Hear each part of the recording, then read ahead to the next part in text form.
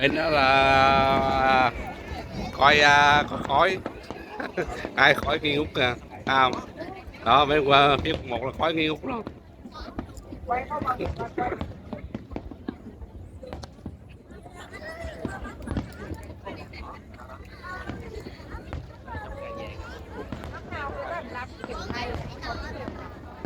Năm nay có thêm quả tim.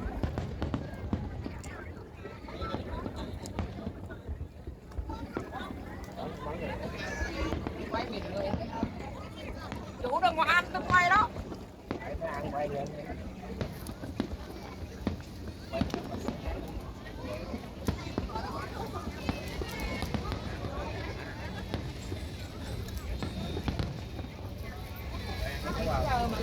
Phát ra đây,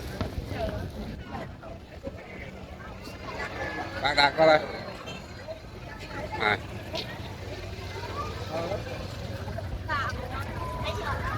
Nè. Chỗ này là phát đạt. Rồi.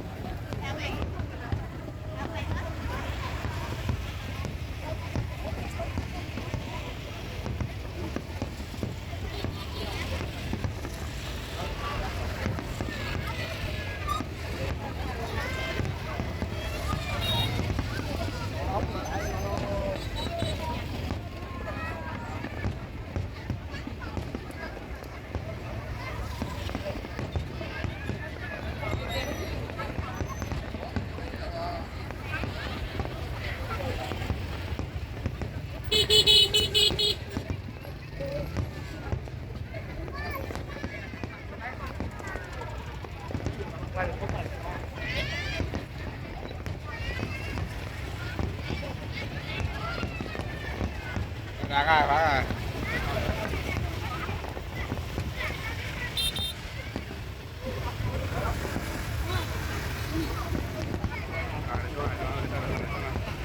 đây đây.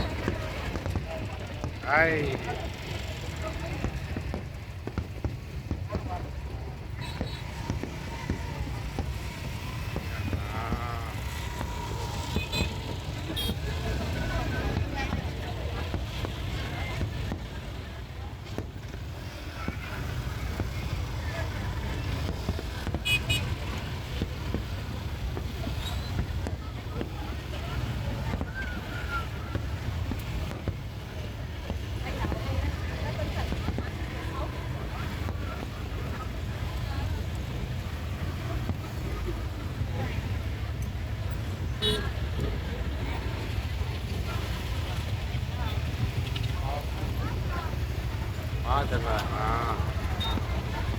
Cái này Đặng ơi.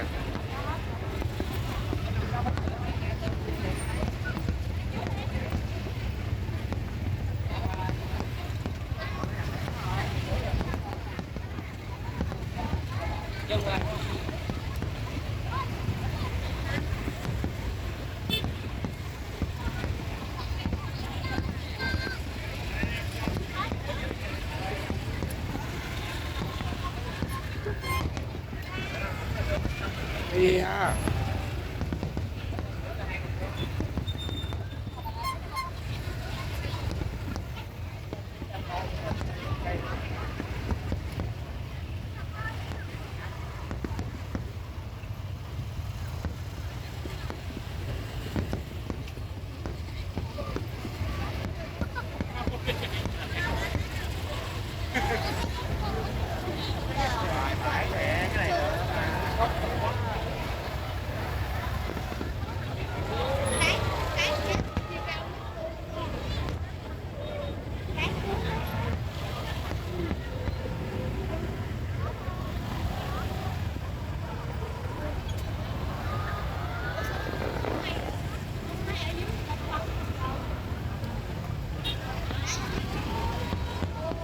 Bắn lên nó mà nổ, bắn lên lấy gì nó nổ.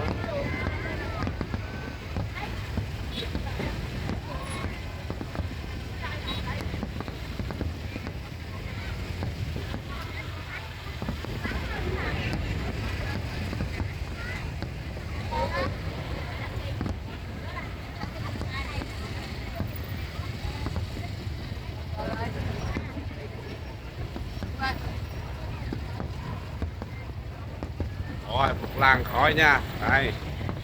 Bắn bằng nhiều pháo thì mình bé này quá trời khói nữa nha. Đây, khói quá trời khói nghi ngút nha. Đây. Nha.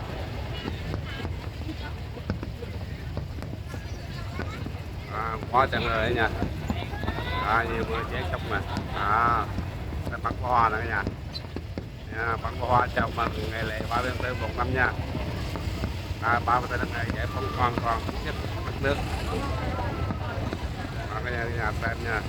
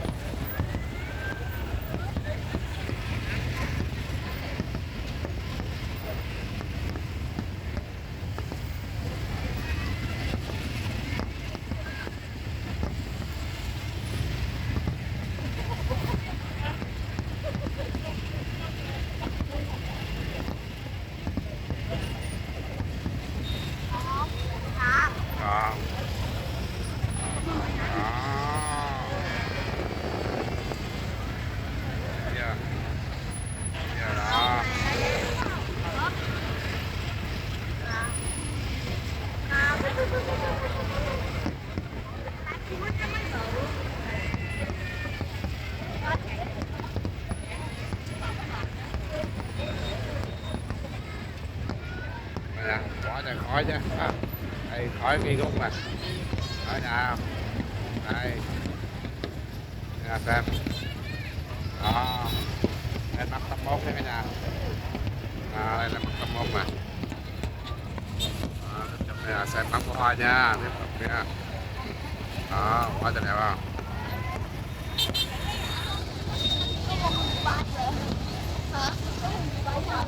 Đó.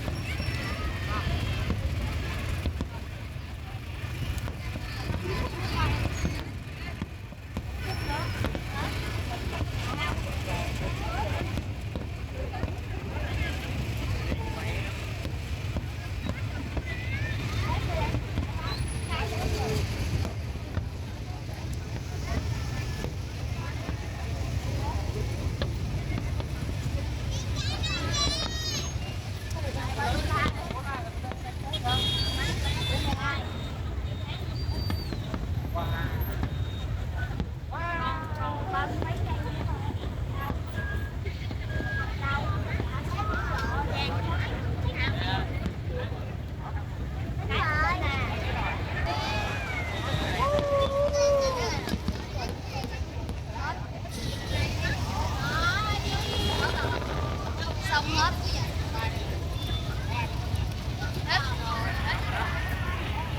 Rồi nha. Quá trời khói nha, bắn xong là mang pho. Đây, quá trời khói dày đặc luôn. Đây nha.